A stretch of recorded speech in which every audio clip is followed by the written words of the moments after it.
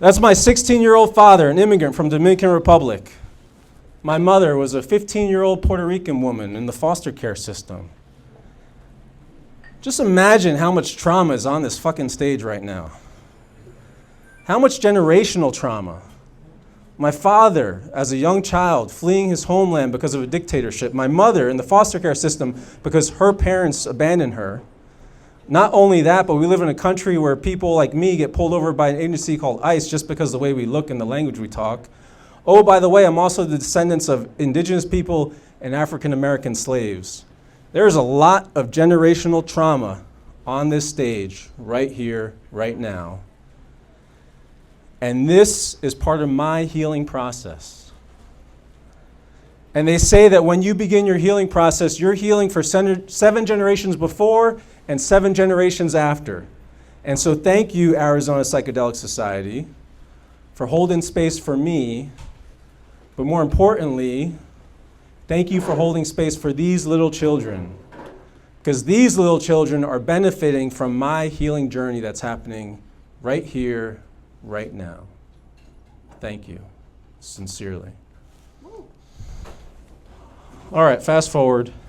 I was a chief operations officer responsible for about 350 soldiers for an aviation unit. And one day, this is in Afghanistan, this is in Kandahar province, the radio crackles, fallen angel. And fallen angel means that an aircraft has either crashed or been shot down. And as soon as the radio crackle, fallen angel, silence settled all over the audience or the operations center. And I heard the call sign. Ozzy 72 was the aircraft that crashed. And we pulled up the Predator feed. This is an AI image, but it looked something like that. And there was a Black Hawk helicopter burning on the side of a mountain.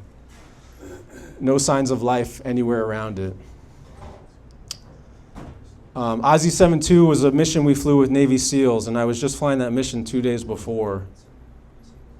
Our company was only 40 pilots and crew chiefs, 4 per aircraft, and at least 4 of the people I knew were dead. And I watched them burn on TV just like this.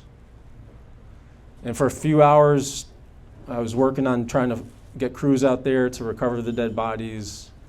In the back of my head, wondering the whole time, which of the 40 people are dead that I know? Was it Raph? Was it Mackie? Was it Sean? Who was it? It was the most difficult days of my military career. I finally, once I got a break from operations, we did figure out who it was. There were 4 crew chiefs, or 2 pilots, 2 crew chiefs, 3 Navy SEALs, and I think it was 4 Afghan commandos, all kind of burned to death. I learned a lot. I learned a lot about trauma. I learned a lot about what that does to a group of people, about what it does to me. And even though that was the toughest day in my career, it didn't prepare me for what came next. Because a month after that, my wife asked for a divorce. And if the aircraft didn't break me, her asking for a divorce certainly did. And when I found that out, this is how we used to fly in Afghanistan, so that's me. We would fly doors off on the Black Hawk helicopters. And about 2 days after I found out my wife wanted to split up with me, I remember flying over those beautiful mountains, thinking to myself, I should just unbuckle. I should just unbuckle and step out. I should show her the pain that she showed me. What a sick, twisted thought. Fortunately, I'm here today, so I did not give in to those lesser demons. But all my peers haven't been so lucky. I've lost 6 of my West Point classmates to suicide since we graduated 20 years ago. Easter Sunday, about 16 years ago, Military police called me to let me know that one of my soldiers shot himself in the head. And there's others, more than I can share. But suicide is an epidemic in the military. We lose between 17 and 40 veterans per day to suicide. Per day.